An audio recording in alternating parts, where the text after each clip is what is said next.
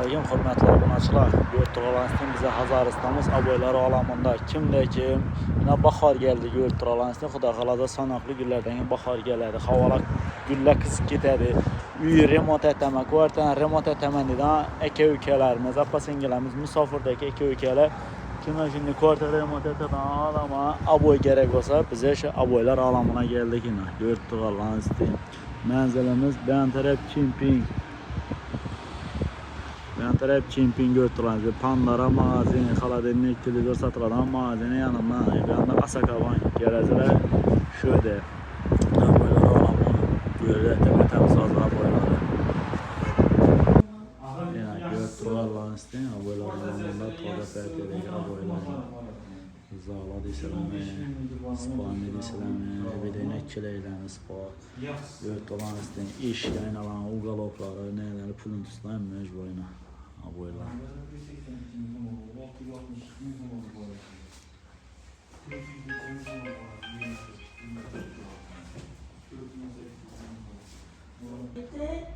Yani gördüyünüz zala deyiləmi, spani deyiləmi, oturanan joya deyiləmi, aboylar var gəlirlər.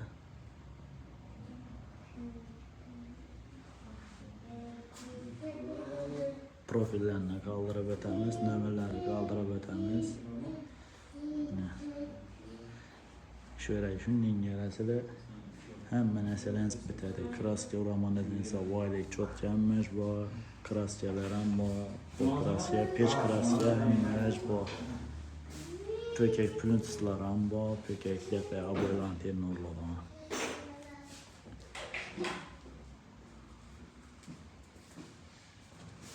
Kilometre yeter mi bize? Kilo yeter mi?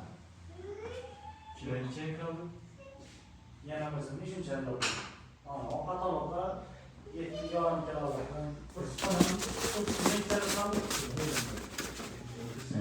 Gördüyünüz her xil rengi.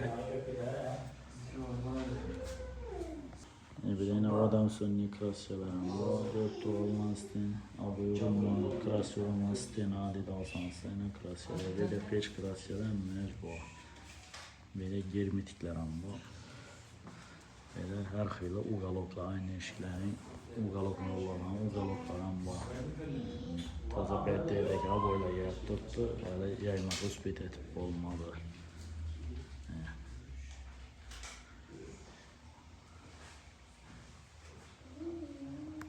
Sağ olasılar, salamat olasılar, ikizləşdi damat edələr, lükstra bunu hazine gözətə götürəmiz Xuda xalasa.